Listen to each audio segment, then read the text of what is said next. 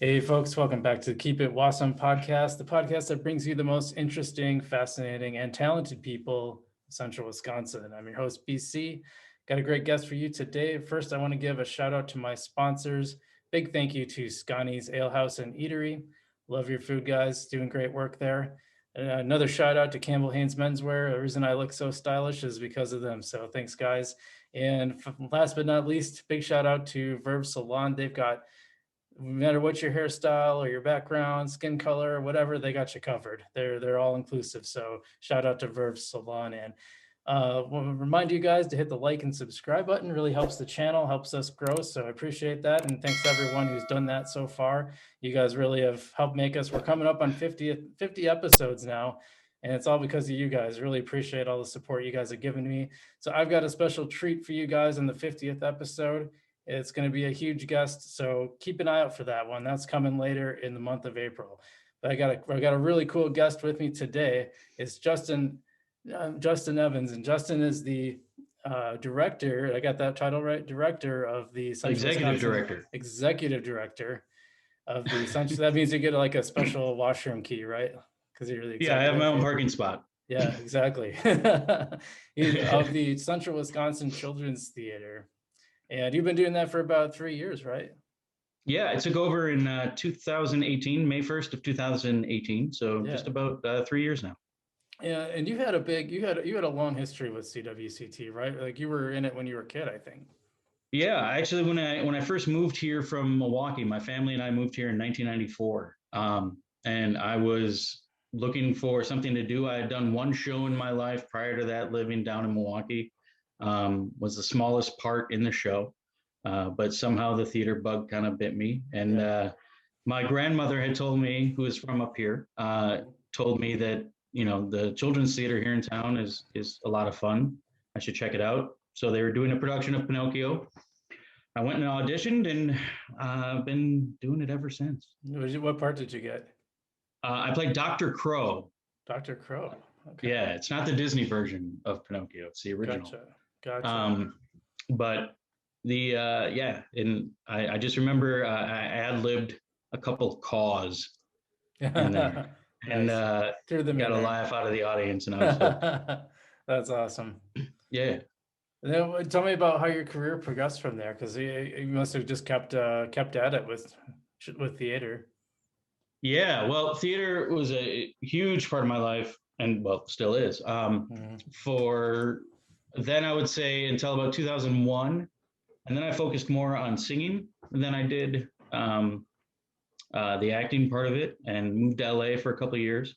I had a good time there, but ultimately decided to come back to Wausau, missed family, and then got right back into the theater thing with a number of local groups in town. Well, let's not skip over LA, because that's pretty interesting. What did you do out there? What was that like? It was a lot of fun. Some things I can talk about, some things I can't. I think one of the coolest parts was I was doing country music, which a lot of people will say LA for country, but yeah, they would assume like Nashville maybe instead. Right. But I was only 21, and I knew some people in LA already, and I didn't know anybody in Nashville, so I wanted to go where I would be the most comfortable. Sure. And actually, there's a huge country music scene out there. Is there? And shortly after I moved there, I was putting together some stuff, and was invited to come and record at Track Star Studios down in San Diego, which is a big studio down there. Were you a singer-songwriter? I'm a singer and a lyricist. I don't call myself a songwriter per se. Gotcha. I leave that to people that are better at it. I can play instruments. I just don't do it well enough to do it in front of anybody. So you'd come in and someone would have a chord progression written. You'd come in and put some lyrics over the top and sing them. Is that the? Yeah, either that or I would. I had a writing partner there. Her name was Mary Dolan. Okay. She's still down there. But I gave her a stack of my lyrics, and she went and wrote some incredible music to it. And then we did Track Star Studios, and I took one of those songs and I submitted it to the Colgate Country Showdown in San Diego. And there was like 10,000 submissions, I think, and I was one of 5 people selected to perform at Wow. their big concert that they do, open for Clay Walker. So Wow. that was fun. That's awesome. Yeah, and things were rolling pretty well, but like I said, was really starting to get homesick, miss family. Things were rolling early, but started to slow down a little bit, and that's when I started to get homesick.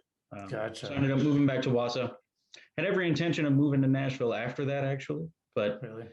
ended up meeting a girl, and she didn't want to move, so Oh, gotcha. I stayed, and thankfully I did because I have 2 beautiful boys because of it. So Nice. Was there a yeah, big culture shift going to LA? I have to imagine there was. yeah, there was. I spent a lot of time in Milwaukee when I was younger, and that's a bigger city, so that Mhm. helped a little bit, and Yeah, traveled a lot to how other old were you when you moved? to here from When you moved Milwaukee. from Milwaukee to here? I was 14, but then I went back in college Gotcha. for a little while to UW Gotcha. Milwaukee, So you kind of and then grew up in a mid-sized city. yeah, That so wasn't. it wasn't that huge, and done a lot of traveling prior to moving to LA. Spent some time in New York and London and Paris. So Oh. it, the overall adjustment to just how more laid back it is Mhm. than a lot of other places. I think it's New York and LA. They're both huge cities. One Yeah. of them is laid back, and one of them is not. Like we can LA is guess laid which one back. is which. Yeah. Yeah, LA is laid back because frankly, you can't get anywhere in a hurry if you wanted to. Right. Yeah, you're stuck in lines of traffic forever. Right. So you always got to take a freeway to get somewhere, and to go 30 miles, it could take anywhere from 45 minutes to one day it took me 4.5 hours. I wonder how many people from, it'd be interesting to learn like how many people from Wausau end up moving to LA and how long they stay. Like I know a high school classmate of mine moved to LA and she was a film and TV composer in LA. She was a Sundance fellow for one of the Sundance festivals.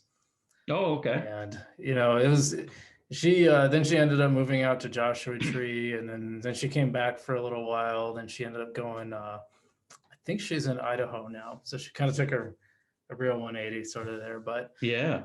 what she said is like you get a lot of people. She did work on some TV shows and films, but mostly because she lived in New York for a little while too. And like New York, it was like everyone's really, they just had no problem saying no. Like they'd just be like, nah, no thanks. Like in LA, you'd Right. get a lot of, she said you would get a lot of people that would say, oh yeah, we should work on this together. And like nothing would ever come of it. And it was just kind of the thing you had to realize, like, just because people say something's going to happen doesn't mean it's Right. going to. I don't know if you experienced any of that. Yeah, there's a lot of empty promises in LA. And the old adage, hurry up and wait. Welcome to show business, hurry up and wait. That's Yeah. kind of what it is. And Right. for me, I'd rather take just the direct no Yeah. than getting my hopes up. Right. Because when you're getting your hopes up and then you find out that it was just all a sham, like, Yeah. but It sounds like all of that's them weren't. Like, I mean, it sounds like you did have some good opportunities out there. I did, yeah. And I met a lot of people, met some really good friends that I still have to this day, Mhm. and that was almost 20 years ago. So it was, yeah, it was a lot of fun. I know one guy that actually was from Wausau who moved out there when he was 22, 23, and he's still there. Oh, nice. And he's 45 now. So Yeah, another friend of mine who was on the podcast maybe 20 episodes ago. She was an actress out in LA, and she got in some kind of bigger stuff. She was on my podcast, and she just moved back. And for COVID during COVID, she moved back, and I think she's planning to stay now. But and she had a pretty interesting run out there with the acting side of it. Kind of interesting. She ended up working with Wanda Sykes on one thing that was kind of neat. She had a couple oh, that's other cool. she had a couple other names she could drop. Mostly it's showing up and doing like extra work or getting these little tiny parts, and Right. that's just part of the deal till you work your way up. But it's pretty cool. Yeah. So yeah, what was it like coming back then to Wausau? Just Um, Well, my best friends and all my family are here, so Mhm. it was that part of it was fine. I still had that, from my own ego. It was kind of a bruise to my own ego to admit that I moved back, because I think a lot of people were under the impression that it was because I couldn't hack it, or I failed, Right. or whatever, and that wasn't the case. Um, it was more just, like I said, missing family, and that my support system, while I have a very big one, I need them kind of around. Yeah. And Understandable. yeah, so Yeah, I now think, hopefully I can be that support system for other people. yeah, I mean, it's pretty common. A lot of people, I think that's, I call it the boomerang effect, but a lot of people, grow up here and then they'll leave for a while. And then a lot of times they come back when they've started a family. Now for you, you came back before that, but that's a pretty common phenomenon to kind of leave for a while and then come back. You don't get a lot of people Yeah, that are just like are born here and stay long term. Well, I shouldn't say not, but I shouldn't say there's not a lot of them, but it's not as common as like even in Stevens Point. I met a lot of people in Stevens Point that just like were really proud of having been born there, going to SPASH, going to UWSP, and then just staying in Point. And I encountered that a lot more when I lived there than I did in Wausome. People they were really proud of that fact. It's kind of interesting. yeah, I am not that person. Yeah. I love Wausau. Wausau's Mhm. home. I consider it home, or Wisconsin in general is home. It was always fun when you lived in LA and you told people that you were from Wisconsin, because it was one of three reactions that you got. It was, wow, it must be cold there. Yep. Yeah, it is.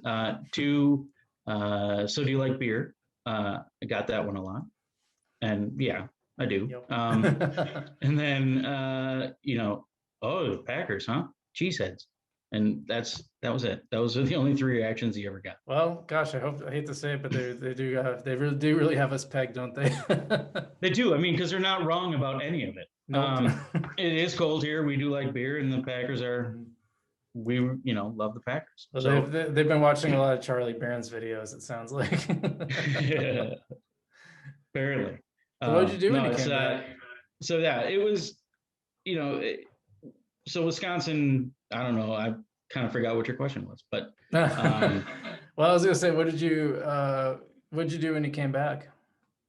when I first came back, I decided that I was going to go back to school for a little bit. And I did that for about a year, I think. And then me and school never really got along. So I ended up stopped going to school and kind of started my career, and was in banking for a while, for about 4.5 years. And then I did some other financial sales in there for a little bit. And then was a commercial real estate broker. Interesting. Yeah. And then And then, you did a 180 and became the executive director of the Children's Theater. Tell me about how that came about. well, I was my second stint on the board. I had done one early mid 2000s, and we have to wait so many years before we're allowed to rejoin the board.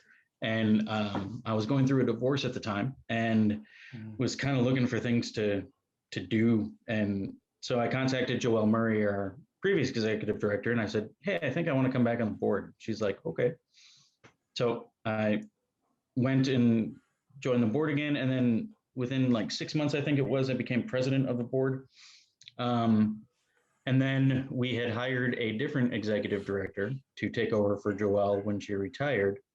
But then he ended up getting a full-time teaching job, Hmm. down in the Milwaukee area, teaching theater. So it was, couldn't fault him for taking that, because Sure. it was a really good opportunity for him. Mhm. So then we started our search again. And the more I thought about it, the more I was like, well, it kind of makes sense that I do it, because one, I know the organization, as I know the inner workings of it, and I know the kids, I know the people involved. So it kind of made sense. Now, granted, it was a pay cut, but worth it, Hmm. I think. Um, well, up until COVID hit. Yeah, well, I was gonna say up until then, like, what was it like taking over that role? It was a lot more work than I think I expected, because it's a paid staff of one, so it's just me there. When I first started, Joelle was there for a little while yet, and thankfully she was, because I was also slated to direct our fall show. So I took over in May and was supposed to direct Newsies in November, and that was something that was decided upon way before I even attempted to get the job.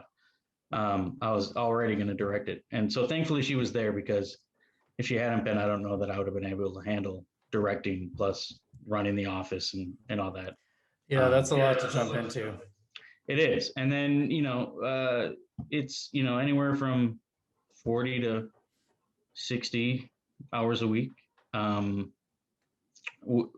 That's as the executive director, and if you throw in directing and everything on top of it, you're there 50% of your time. Right. It seems like. Yeah. And luckily it's a job that my kids don't mind coming to hang out at. They love watching rehearsals. They love playing in the playroom or the prop room. That's cool. They immediately go to the prop room when they come to the building, or they go to the costume shop and grab some stuff to play with. And it's usually toy guns that we have in the prop room, or swords, and next thing I know, we got sword fight going on in the hallway. But what are some of the challenges facing the CWCT? Even before COVID, I don't know. Is it like, are there differences between when you were a student actor being part of CWCT versus now being the director? Do you see a difference in, I don't know, how the kids are, or anything, like maybe how the parents are, or anything like that? Yeah, I think when I first got involved in CWCT, they were doing 2, maybe 3 shows a year. And there was a significant break in between each show. Whereas now we do at CWCT, we do 4 shows a year. Plus we have the Penguin Project as well, which is an additional show. And my biggest break in between shows usually comes between July, like the end of July to the beginning of September. And then it's like one right after another. We'll usually, close one show, and then a week later we have auditions for the next. Wow. So it's very little turnaround time. So that's a challenge to work through. But once you get the system down, it's a lot of the same thing as far as the administrative standpoint goes. Sure. What about, tell people about the Penguin Project, because I don't know if a lot of folks know what that is. So the Penguin Project is my favorite thing that we do. It is a program that was developed in Peoria, Illinois, by a gentleman, Dr. Andrew Morgan. He started it, and it's a program in which kids with neurological disabilities, like Down syndrome, autism, things like that, are partnered with a peer of the same age that does not have the neurological disabilities, and they put on a full-length show. Yeah, it's, like I said, it's my favorite thing that we do. If ever I'm having a bad day, I can go and watch a Penguin Project rehearsal. I don't know how you watch a Penguin Project rehearsal and not leave with a smile on your face. That's awesome. Yeah, the kids that are involved are super talented. The impact that it's had on them, not only the disabled kids, but the non-disabled kids as well. To see those kids, who some of them are involved in theater already, some of them are not, but see those kids give up the spotlight and do just as much work, if not more, than the kids that are starring in the show. Those are a special kind of kids right there that'll do that. That's got to be, I know we talked about working super long hours doing this job, but that's got to be a rewarding aspect of it, I'd imagine. Oh yeah, all of our shows are very rewarding. One of the things that I was focused on when I took over was increasing the overall quality of our shows. I felt that that was the only way to get our organization to kind of grow and to be exciting for not only the audiences, but the participants as well. And so we started with Newsies and that show. I don't know if you saw that show or not, but when we did it, I'm extremely proud with how that turned out. I don't know that I've seen a better local production. Nice. Ever. What things what do you do to make it improve the quality? Like what aspects are we talking about? Well, I think it starts with, your show selection, picking things that are exciting to people, things that will allow your crew, whether it be your choreographer, your set designer, your director, vocal director, to get creative. So, it's one thing when you're working on a new production of, let's say, Frozen, when we did that, versus, your 18th production of Wizard of Oz. You kind of get a little, it's not as exciting anymore. But when you get this new stuff to work on, that's fun, because then it's like taking a quote unquote kid show and trying to make it look as professional as possible, whether it be through special effects or, just, upgrading the level of costumes. And a lot of that comes from just, making sure you've got the budget to put a little bit more money into the show. And then also finding the right people that can stretch a dollar really far. Do you feel like that you've seen that effect? Has that had the impact that you wanted? Obviously, we're all talking prior to COVID. Yeah. Yeah. I mean, the shows that we had been working on and we're doing were the quality of the productions has grown greatly. And not that they were poor quality before. It was, more stepping up the game and, making everybody work a little bit harder. And Do you feel like that was helping you grow? Do you feel like more people were coming as a result? Do you feel like, because I mean, that's kind of what you were talking about in the beginning. Yeah. So we had that first year that I took over when with between Newsies, then we did Willy Wonka, made a production of Frozen on our Penguin project, and I'm missing one in there. It was a record year for us in terms of ticket sales. Nice. Yeah, and that's basically the biggest thing that we're judged on at the end of the day is how many tickets did we sell and did we make money.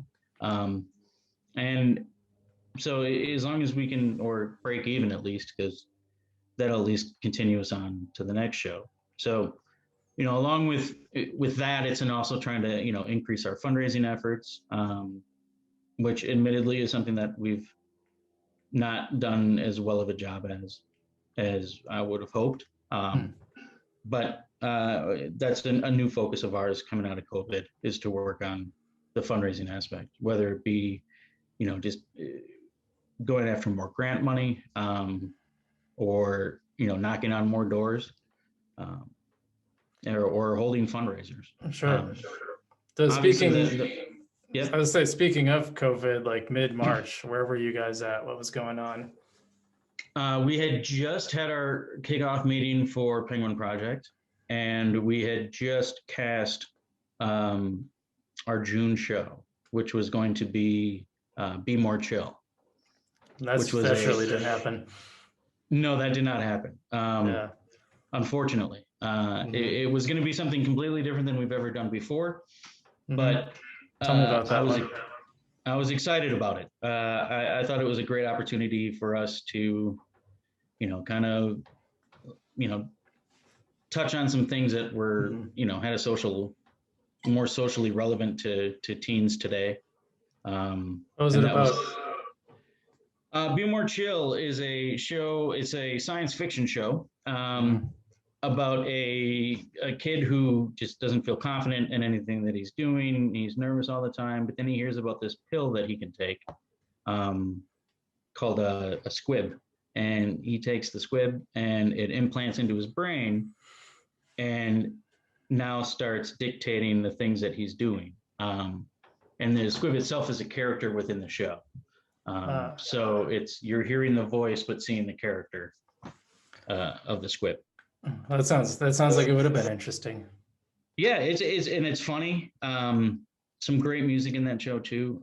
There's a song called Michael in the Bathroom. it was why the show became popular, because the show had originally opened in New Jersey, um, and had a limited run there, but enough of a show where they got a soundtrack out of it. Oh, And so they nice. recorded the soundtrack, and the video for Michael in the Bathroom kind of blew up on YouTube, and they ended up dusting the show off and opening it up on Broadway. Oh, that's cool. Yeah, it was a great story behind it, and it ran for almost a year there. So tell me how did things transpire in March for you guys? So you had all these things set up, and then everything got shut Right. down. And so we were hoping, I think, as the rest of the world was, that if things get shut down for a month or two, we'll be fine. We'll just pick right back up. Luckily, school will be out soon, and we can start doing some day rehearsals for the students involved to catch up, to get where we want to be. But then, as it slowly became more and more apparent that things weren't going to pick up, it was, okay, crap, now what do we do? So we ended up, canceling those shows, obviously. And you guys just stop all rehearsals, everything, just kind of full stop? Yeah, we did a full stop until August, and then we implemented some virtual camps, or July, sorry. We had some virtual camp opportunities for both high school and middle school were in one camp, and then elementary school is in the other camp. And How'd that go? That one actually, the camps themselves were phenomenal. I like them better than some of the in-person camps that we've done. Oh, wow. Yeah, they were absolutely phenomenal. I think a lot of people, though, at that point in time were kind of virtual learning out.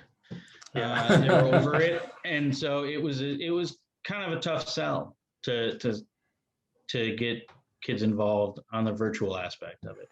And then we did it again in the fall, and again, the camps were great.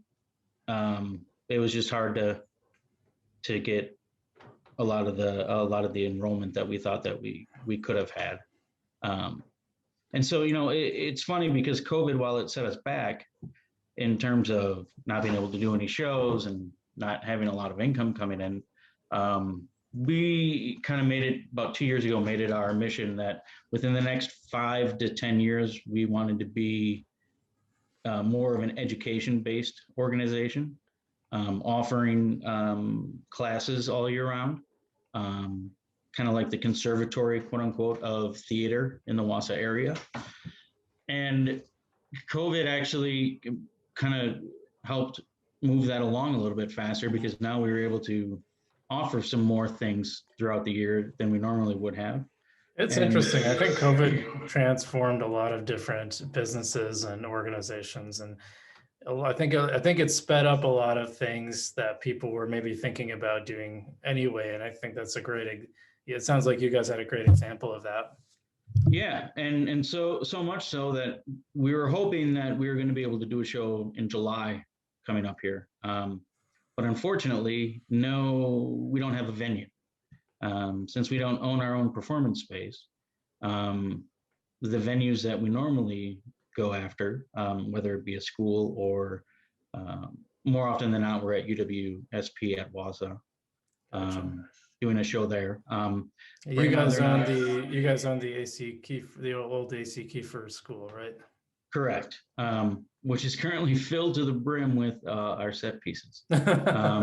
We've been around for 40 years, and we've got a lot 40 years worth of sets and costumes that are currently in our building. We had them in offsite storage, but in the middle of COVID, we lost our storage space. So we had to move it all into our building, which during COVID is fine, but now that we're hopefully looking at doing something again here soon, we got to find some place to go with it all. Otherwise, we don't have a space to rehearse it. Right. Which is, what's the point of having this 21,000 square foot building with 2 huge rehearsal rooms if we can't use them? Yeah, for sure. So I'm hoping that we can make some arrangements sooner than later. So we had this, this, we were hoping to do it in July, but because we can't get a venue now, we're not able to commit to it. And if I don't have a venue, I can't get rights to a show, because you have to have the venue lined up in order to secure rights, and dates and, everything else. So we decided to not try to do a show in July, and just wait until we're more confident of when we can do it. So I think we're going to skip the summer altogether. And it looks like in November, we will be, when we normally do our holiday, fall, winter holiday show, we're going to do it, just hold off till then, but then offer a lot more of these camps and workshops this summer, both in person and virtual options. It's interesting because I feel like this year was almost more uncertain in some ways than last year was. I think last year you could usually just sort of bet or assume that most things were going to be canceled. This year it's more like, well, maybe, maybe we can have it. I'm not sure. I think every organization is thinking like, how fast are the vaccines going to go? Is it going to go fast enough for us to be able to do this? Is it not? I think Wausau Events was going through that. I mean, they canceled the balloon rally and Rib Fest, but then I just found out today that they're a lot of their other events are still on, like Chalk Fest and things like that. So it's like, and I think a lot of them are really kind of making that decision and making that call. And I almost think there's more uncertainty now than there was last year, just because last year was like, yeah, pretty much everything's canceled. Yeah. And, it's great now that, we have hope because we can see the light at the end of that tunnel. We just have no idea how far away that light is. Exactly. And so that's the hardest part right now. And the kids are at the very end of that vaccine schedule. Like, I think the next wave is going to be everyone 16 and over. So, after that, then, the kids will be able to get it. And it does seem like they have, they don't seem to catch it as easily or pass it on as easily from what we've seen. But still, it's got to, as an organizer, I would imagine you'd want those vaccines in place before you feel comfortable. Right. And, it's not so much the kids getting the vaccines, because I'm sure that there'll be a lot of parents that will elect not to get their kids vaccinated, which is, obviously their prerogative. I will be getting the vaccine because of the fact that I work with kids and with so many different people. I think it's more of, once we can start getting to that point where it's looking like herd immunity is really kicking in, is when we're going to feel the most comfortable. I think when we do open up and we do have some in-person things this summer, I'm sure for at least the first 2 months of summer, we're going to maintain the social distance. We're going to have the masks on. Hopefully, though, as the summer goes on and more people are getting vaccinated, we can reduce those. Are you guys able to practice outside, or is that just chaos? Well, we can practice outside. I've never been a fan of like holding shows outside. Not saying that we won't do it. Not a Shakespeare in the Park kind of a guy. I like Shakespeare, and I like parks. I just don't like relying on weather to hold. And it might change from Shakespeare to Waterworld really quick. Right. I hope not. Or the Wizard of Oz if it gets too windy, like the last couple of days. Right. Or really Wizard of Oz, because at that time, if you're doing something outside, there could be a tornado. That's true. It's the twister. No, I think I've never been a big fan of the outdoors, of trying to hold something outside, because you just can't 100% say, yeah, the weather's going to be great. I mean, we have a hard enough time in November with weather doing a show, because we almost had to cancel one of our performances of Children of Eden in the last fall show that we were able to do because of weather. Luckily we didn't have to, and we still had some people show up to the show, but it was close. Yeah. I used to host these bike rides, and like the weather call was always such a pain. Like, I remember one time it was sunny before I left my house to go to the meeting spot, it rained on the way there, and I was like, should I turn around and go home and cancel it? I'm like, well, let's see if let's see. But by the time I got there, it was not raining anymore. It was sunny. So we all met up and we started riding, and then we got downpoured again. It was like, you just can't plan for it. It's My family used to host this golf outing every year, and one year we were very fortunate that it got rained out entirely. But one year we were about halfway through, and the horns blew at the clubhouse because there was lightning in the air, and so we all had to go into the clubhouse for like an hour and a half. But afterwards, the owner of the golf course came up to us and said, "Hey, I've never made so much money at the bar in one afternoon.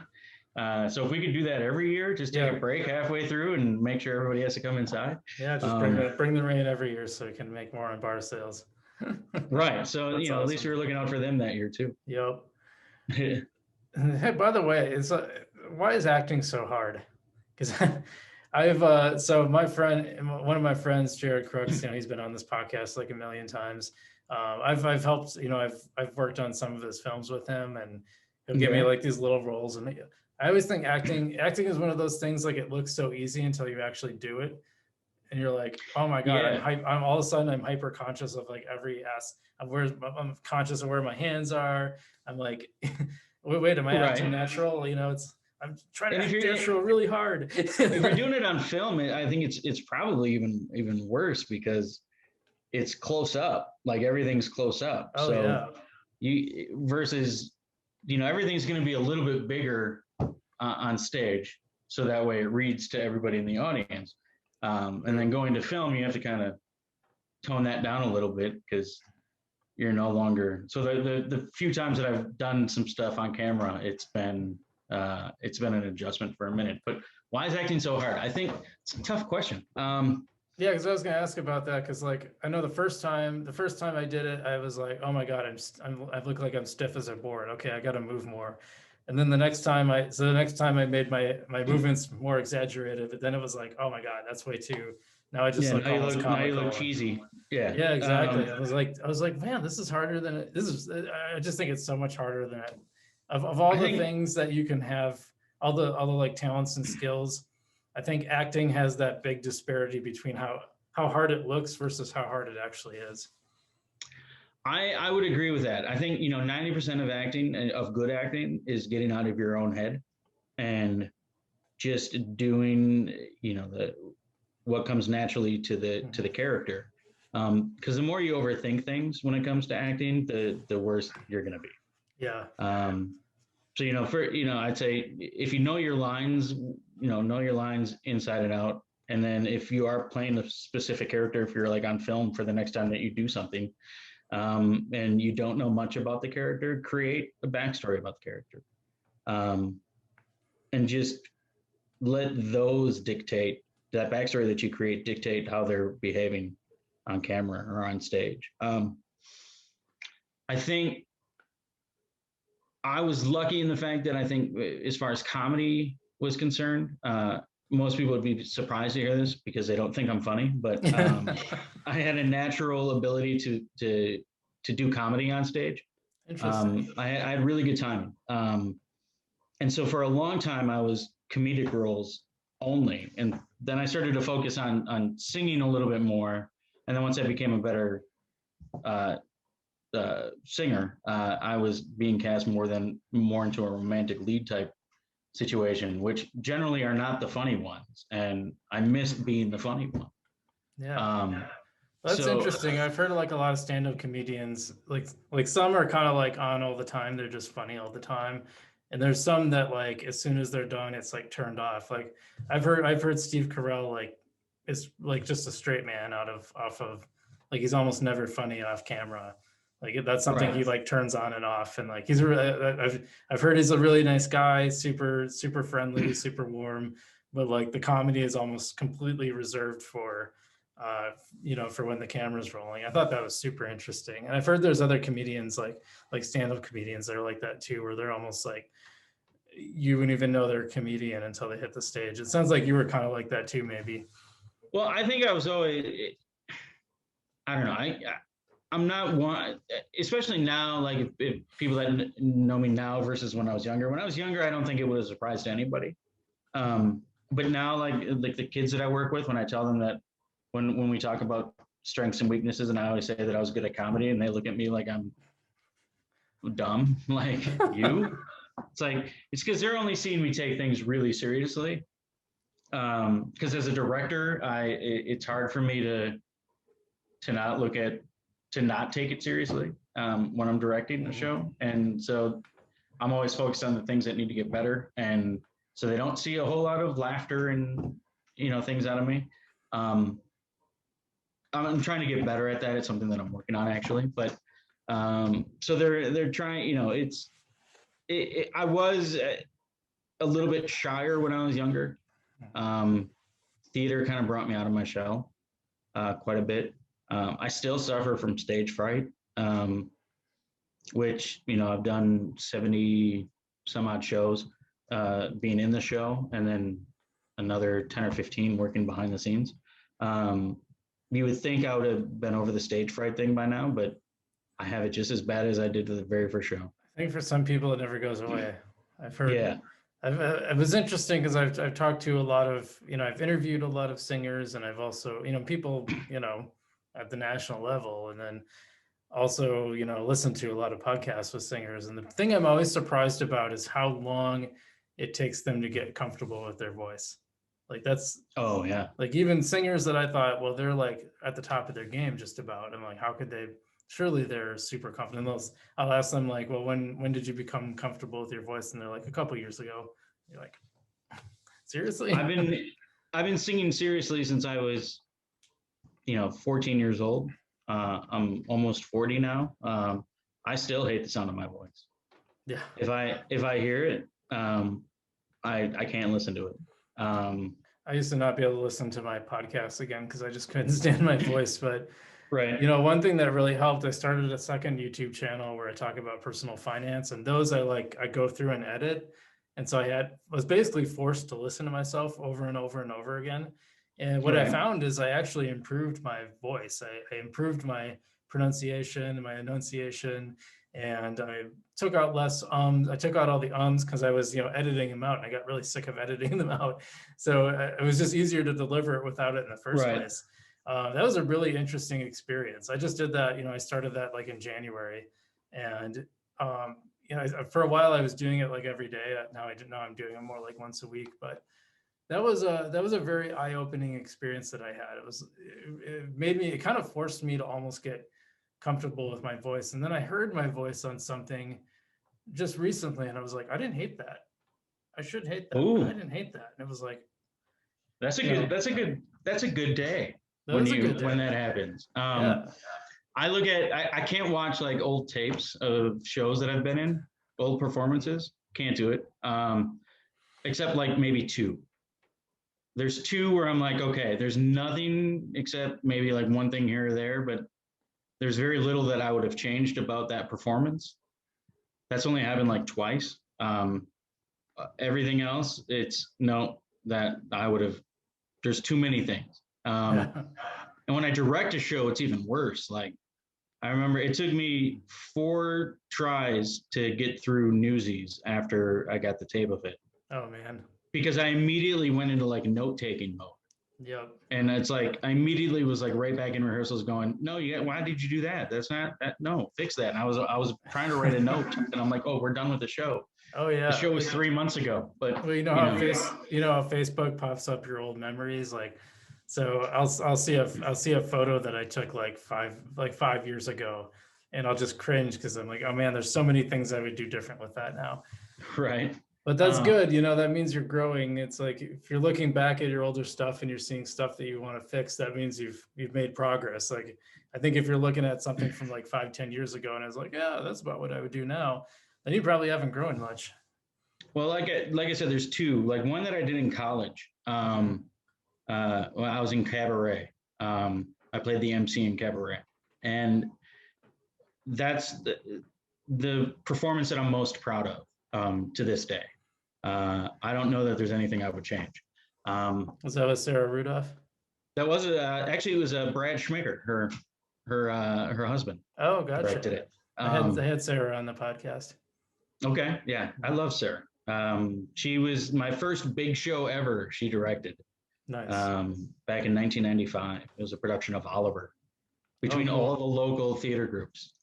Um, it was it was huge, and it kind of cemented my love for theater. Was that show, and so Sarah will always hold a special place in my heart because of that. Nice. But and then working with her and other stuff too since then, and since she's retired, we haven't spoken a lot, spoken a little bit, but um, that's a real void over there at UWSP that unfortunately it doesn't look like they're going to fill. So Yeah, I'm pretty bummed about that. There's a lot of voids over in that direction these days, but yeah, I well, try to stay out of that as much as I can. yeah, for sure. Um, So what do you think about the future? It's just to kind of cap things off, what do you think about the future of CWCT? Where do you see it going?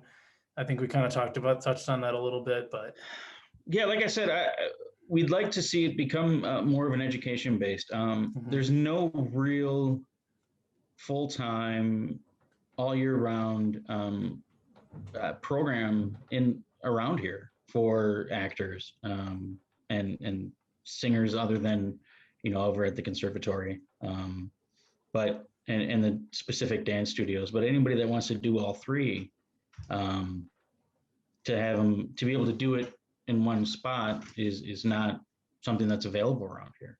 I think the closest you have to go is Milwaukee with First Stage, um, Mm. and they have an excellent program. They're the biggest in the country for what they do, and they have Sure. all year round um, classes that you enroll in, and then you advance through the classes. So our goal is to hopefully be able to do that here. Um, Sooner rather than later now because of COVID. Nice.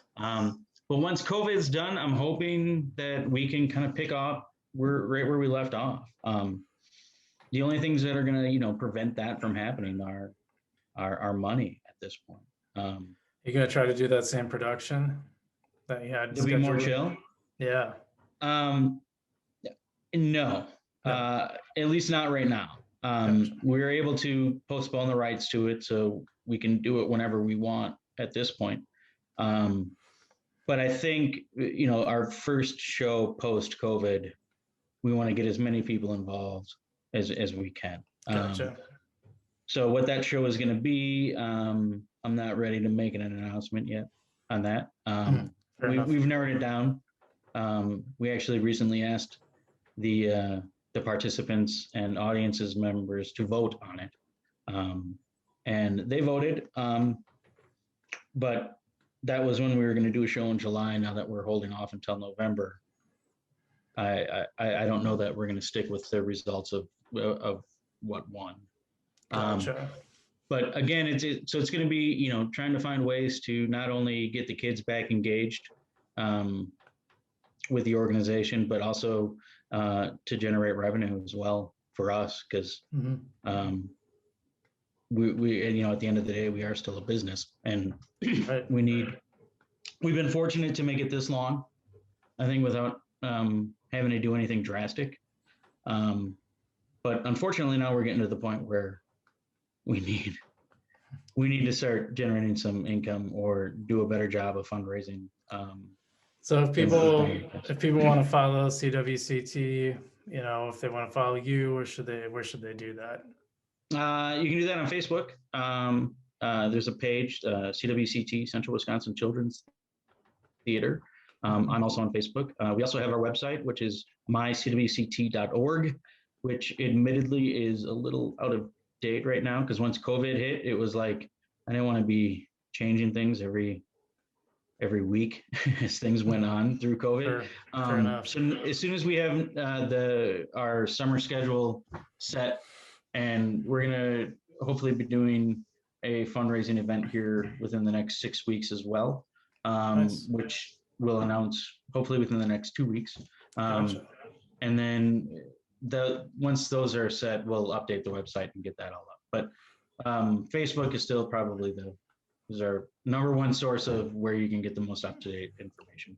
If people want to donate, should they go through the website? Should they wait for that fundraiser? Both? No, please don't wait. If you're interested in donating, yes, you can go to our website. There's a donate now button that you can click on. Otherwise, you can, if you want to send checks, cash, you can do that right to our mailing address, which is PO Box 476, Wausau 54402. I would, yes, please, if you are interested in donating to help get these kids back, onto a stage sooner rather than later, then please do. Yeah, I'll try to remember to put that down in the description as well for the YouTube video, and hopefully in the show notes if I can fit that in there too. So on the I'll remind version, you if you forget. Yeah, you'll remind me. All right. Hey, Justin, it's been great having you on, man. This was super fun to talk about acting and see what you guys are up to. I always end my podcast by saying keep it Wausome to my guests, and hopefully they say it back to me. So keep it Wausome, man. Hey, keep it Wausome, you too. All right. Hey, you guys keep it Wausome out there too, and we'll see you next time.